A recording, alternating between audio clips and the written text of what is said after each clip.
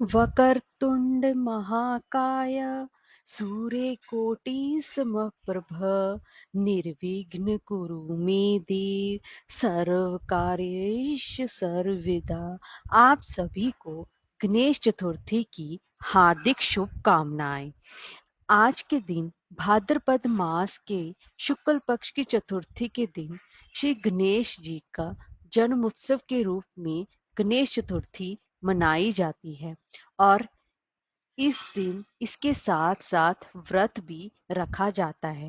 व्रत रखने से भगवान गणेश अपने भक्तों की सभी मनोकामनाएं पूर्ण करते हैं और आज के दिन गणेश जी के व्रत करने से घर परिवार में सारी विपदा दूर होती है और मांगलिक कार्य संपन्न होते हैं। हिंदू धर्म में प्रथम पूज्य श्री गणेश जी की पूजा उपासना करने से असीम सुखों की प्राप्ति होती है और आज के दिन भाद्रपद मास की चतुर्थी के दिन संकष्टी गणेश चतुर्थी व्रत के साथ साथ व्रत कथा सुनने का भी विधान है। आज मैं आपको इस वीडियो में श्री गणेश जी से संबंधित गणेश चतुर्थी से संबंधित 4 कथाएं श्रवण करवा रही हूँ। तो चलिए वीडियो शुरू करते हैं। दोस्तों, अगर आपको हमारी ये वीडियो अच्छी लगी हो तो लाइक और शेयर करें और चैनल को सब्सक्राइब करना ना भूलें और कमेंट बॉक्स में जय श्री गणेश अवश्य लिखें। तो चलिए वीडियो शुरू करते हैं। दोस्तों, पहली कथा है। पौराणिक और प्रचलित कथा के अनुसार एक बार कई देवता कई विपदाओं से घिरे हुए थे। तब वह मदद मांगने के लिए भगवान शिव के पास गए। उस समय शिव की जी के साथ कार्तिकेय तथा गणेश जी भी बैठे थे। देवताओं की बात सुनकर शिव जी ने कार्तिकेय व गणेश जी से पूछा, तुम में से कौन देवताओं के कष्ट का निवारण कर सकता है? तब कार्तिकेय व गणेश जी दोनों ने ही स्वयं को इस कार्य के लिए सक्षम बताया। इस पर भगवान शिव ने दोनों की परीक्षा लेते हुए कहा कि तुम दोनों में से जो सबसे पहले पृथ्वी की परिक्रमा करके आएगा वही देवताओं की मदद करने जाएगा। भगवान शिव के मुख से यह वचन सुनते ही कार्तिकेय अपने वाहन मोर पर बैठकर पृथ्वी की परिक्रमा करने के लिए निकल गए। परंतु गणेश जी सोच में पड़ गए कि वे चूहे के ऊपर बैठकर सारी पृथ्वी की परिक्रमा करेंगे तो इस कार्य में तो उन्हें बहुत ज्यादा समय लग जाएगा। तभी उन्हें एक उपाय सूझा। गणेश जी अपने स्थान से उठे और अपने माता पिता की 7 बार परिक्रमा करके वापस बैठ गए। परिक्रमा करके लौटने पर कार्तिकेय स्वयं को विजेता बताने लगे। तब शिव जी ने श्री गणेश जी से पृथ्वी की परिक्रमा ना करने का कारण पूछा। तब गणेश जी ने कहा, माता पिता के चरणों में ही सब समस्त लोक है। यह सुनकर भगवान शिव ने गणेश जी को देवताओं के संकट दूर करने की आज्ञा दी। इस प्रकार भगवान शिव ने गणेश जी को आशीर्वाद दिया कि चतुर्थी के दिन जो तुम्हारा पूजन करेगा और रात्रि में चंद्रमा को जो अर्घ देगा उसके तीनों ताप यानी कि दैहिक ताप, दैविक ताप तथा भौतिक ताप भी अवश्य ही दूर होंगे। इस व्रत को करने से व्रतधारी के सभी तरह के दुख दूर होंगे और उसे जीवन के भौतिक सुखों की भी प्राप्ति होगी। चारों तरफ से मनुष्य की सुख समृद्धि बढ़ेगी, पुत्र पौत्र आदि धन ऐश्वर्य की भी कमी नहीं रहेगी। आइए अब सुनाते हैं आपको दूसरी कथा। एक समय की बात है कि राजा हरिश्चंद्र जी के राज्य में एक कुम्हार रहता था। वह मिट्टी के बर्तन बनाता लेकिन वह कच्चे रह जाते थे। एक पुजारी की सलाह पर उसने इस समस्या को दूर करने के लिए एक छोटे बालक को मिट्टी के बर्तन के साथ ही आवा में डाल दिया। उस दिन संकष्टी चतुर्थी का दिन था। उस बच्चे की माँ अपने बेटे के लिए परेशान थी। उसने गणेश जी से बेटे की कुशलता की प्रार्थना की। दूसरे दिन जब कुम्हार ने सुबह उठकर देखा तो आवा में उसके बर्तन तो पक गए थे लेकिन बच्चे का बाल बांका भी नहीं हुआ था। वह डर गया और राजा के दरबार में जाकर उसने सारी घटना बताई। इसके बाद राजा ने उस बच्चे और उसकी माँ को बुलाया। तो माँ ने सभी तरह के विघ्नों को दूर करने वाली संकष्टी चतुर्थी का वर्णन किया। इस घटना के बाद से ही महिलाएं संतान और परिवार के सौभाग्य के लिए संकट चौथ का व्रत करने लगी। आइए अब जानते हैं तीसरी कथा। एक समय की बात है, विष्णु भगवान जी का विवाह लक्ष्मी जी के साथ निश्चित हो गया। विवाह की तैयारी होने लगी। सभी देवताओं को निमंत्रण भेजे गए, परंतु गणेश जी को निमंत्रण नहीं दिया। कारण जो भी रहा हो, अब भगवान विष्णु की बारात जाने का समय आ गया। सभी देवता अपनी पत्नियों के साथ विवाह समारोह में आए। उन सबने देखा कि गणेश जी कहीं भी दिखाई नहीं दे रहे हैं।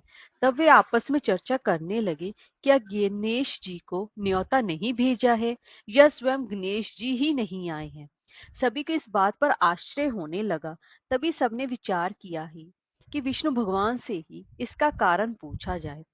विष्णु भगवान जी के पूछने पर उन्होंने कहा कि हमने गणेश जी के पिता भोलेनाथ महादेव को न्योता भेजा है। यदि गणेश जी अपने पिता के साथ आना चाहते तो आ जाते। अलग से न्योता देने की कोई भी आवश्यकता नहीं थी।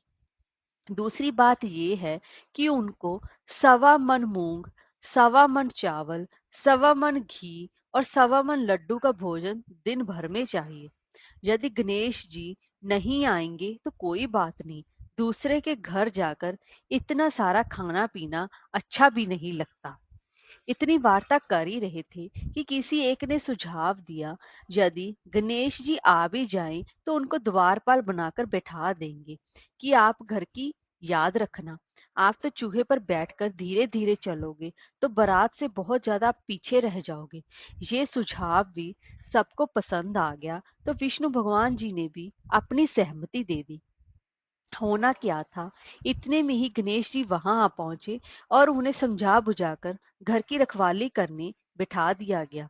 बारात चल दी। तब नारद जी ने देखा कि गणेश जी तो दरवाजे पर ही बैठे हुए हैं। तो वे गणेश जी के पास गए और रुकने का कारण पूछने लगे। तब गणेश जी ने कहा कि विष्णु भगवान जी ने मेरा बहुत अपमान किया है। नारद जी ने कहा कि आप अपनी मूषक सेना को आगे भेज दें तो वह रास्ता खोद देगी, जिससे कि उनके वाहन धरती में धंस जाएंगे। तब आपको सम्मान पूर्वक बुलाना ही पड़ेगा। अब तो गणेश जी ने भी अपनी मूषक सेना जल्दी से आगे भेज दी और सारी सेना ने उनकी सारी जमीन पोली कर दी, मतलब थोड़ी थोड़ी हटा दी।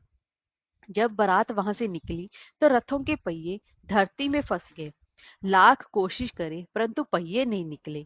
सभी ने अपने अपने उपाय किए परंतु पहिए तो नहीं निकले, बल्कि जगह जगह से टूट गए। किसी को भी समझ में नहीं आ रहा था कि अब क्या किया जाए। तब तो नारद जी ने कहा कि आप लोगों ने गणेश जी का अपमान करके ये अच्छा नहीं किया। यदि उन्हें मनाकर लाया जाए तो आपका कार्य सिद्ध हो सकता है और यह संकट भी टल सकता है। शंकर भगवान जी ने अपने दूत फिर नंदी को भेजा और वे गणेश जी को लेकर आए। गणेश जी का आदर सम्मान के साथ पूजन किया। तब कहीं जाकर रथ के पहिए निकले। अब रथ के पहिए निकल तो गए परंतु वे टूट फूट गए। तब उन्हें सुधारे कौन। वहीं पास के खेत में एक खेती वाला काम कर रहा था, उसे बुलाया गया। खाती अपना कार्य करने के लिए श्री गणेशाय नमः कहकर गणेश जी की वंदना मन ही मन करने लगा। देखते ही देखते उस खाती ने सभी पहियों को ठीक कर दिया। तब खाती कहने लगा कि हे देवताओं, आपने सर्वप्रथम गणेश जी को नहीं मनाया होगा और ना ही उनकी पूजन की होगी, इसलिए तो आपके साथ यह संकट आया है। हम तो मूर्ख अज्ञानी हैं, फिर भी पहले गणेश जी को पूजते हैं, उनका ध्यान करते हैं। आप लोग तो देवता गण हैं, फिर भी आप गणेश जी को कैसे भूल गए। अब आप लोग भगवान श्री गणेश जी की जय बोलकर जाएं तो आपके सब काम बन जाएंगे और कोई संकट भी नहीं आएगा। ऐसा कहते हुए बारात वहां से चल दी और विष्णु भगवान जी का लक्ष्मी जी के साथ विवाह संपन्न करा के सभी सकुशल घर लौट आए। हे गणेश जी महाराज, आपने विष्णु जी के जैसे कार्य सवारे, ऐसे ही कार्य आप सबके सिद्ध कीजिएगा। बोले गजानन भगवान की जय। अब आपको चौथी कथा श्रवण करवा रही हूँ। एक पुरानी कथा के अनुसार एक बार भगवान शिव तथा माता पार्वती नर्मदा नदी के किनारे बैठे थे। वहां माता पार्वती ने भगवान शिव से समय व्यतीत करने के लिए चौपड़ खेलने को कहा। शिव चौपड़ खेलने के लिए तैयार तो हो गए, परंतु इस खेल में हार जीत का फैसला कौन करेगा, यह प्रश्न उनके समक्ष उठा तो भगवान शिव ने कुछ तिनके एकत्रित कर उनका एक पुतला बनाकर उसकी प्राण प्रतिष्ठा कर दी और पुतले से कहा, बेटा हम चौपड़ खेलना चाहते हैं, परंतु हमारी हार जीत का फैसला करने वाला कोई भी नहीं है, इसलिए तुम बताना कि हम दोनों में से कौन हारा और कौन जीता। उसके बाद भगवान शिव और माता पार्वती का चौपड़ खेल शुरू हो गया। ये खेल 3 बार खेला गया और संयोग से तीनों बार माता पार्वती ही जीत गई। खेल समाप्त होने के बाद बालक से हार जीत का फैसला करने के लिए कहा गया, तो उस बालक ने महादेव जी को ही विजयी बताया। यह सुनकर माता पार्वती क्रोधित हो गई और क्रोध में उन्होंने बालक को लंगड़ा होने, कीचड़ में पड़े रहने का श्राप दे दिया। बालक ने माता पार्वती से माफी मांगी और कहा कि यह मुझसे अज्ञानतावश ऐसा हुआ है, मैंने किसी द्वेष भाव से ऐसा कोई भी काम नहीं किया है। बालक द्वारा क्षमा मांगने पर माता ने कहा, यहाँ गणेश पूजन के लिए नाग कन्याएं आएंगी, उनके कहे अनुसार तुम गणेश व्रत करो, ऐसा करने से तुम मुझे प्राप्त करोगे। यह कहकर माता पार्वती शिव के साथ कैलाश पर्वत पर चली गई। 1 वर्ष के बाद उस स्थान पर नाग कन्याएं आईं। तब नाग कन्याओं में से श्री गणेश जी के व्रत की विधि मालूम करने पर उस बालक ने 21 गणेश चतुर्थी जी का लगातार व्रत करने को कहा। उसकी श्रद्धा से फिर गणेश जी प्रसन्न हुए। उन्होंने बालक को मनवांछित फल मांगने के लिए कहा। उस पर उस बालक ने कहा कि हे विनायक, मुझ में इतनी शक्ति दीजिए कि मैं अपने पैरों से चलकर अपने माता पिता के साथ कैलाश पर्वत पर पहुंच सकूं और वह मुझे देखकर प्रसन्न हो। तब बालक को वरदान देकर श्री गणेश जी अंतर ध्यान हो गए। इसके बाद वह बालक कैलाश पर्वत पर पहुंच गया और कैलाश पर्वत पर पहुंचने की अपनी कथा उसने भगवान शिव को सुनाई। चौपड़ वाले दिन से ही माता पार्वती भगवान शिव से विमुख हो गई थी। अंततः देवी के रुष्ट होने पर भगवान शिव ने भी बालक के बताए अनुसार 21 दिनों तक श्री गणेश जी का व्रत किया और इस व्रत के प्रभाव से माता पार्वती के मन से भगवान शिव के लिए जो नाराजगी थी वह भी समाप्त हो गई। तब तो ये व्रत विधि भगवान शंकर ने माता पार्वती को भी बताई। यह सुनकर माता पार्वती के मन में भी अपने पुत्र कार्तिकेय की मिलने की इच्छा भी जागृत हुई। तब माता पार्वती ने भी 21 चतुर्थी श्री गणेश जी का व्रत किया तथा दूर्वा, फूल और लड्डुओं से गणेश जी का पूजन अर्चन किया। व्रत के 21वें चतुर्थी के दिन कार्तिकेय जी स्वयं माता पार्वती से आ मिले। उस दिन से श्री गणेश चतुर्थी का यह व्रत समस्त मनोकामनाओं की पूर्ति करने वाला व्रत माना जाता है और इस व्रत को करने से मनुष्य के सारे कष्ट दूर होकर मनुष्य को समस्त सुख सुविधाएं प्राप्त होती हैं। जय श्री गणेश जी महाराज की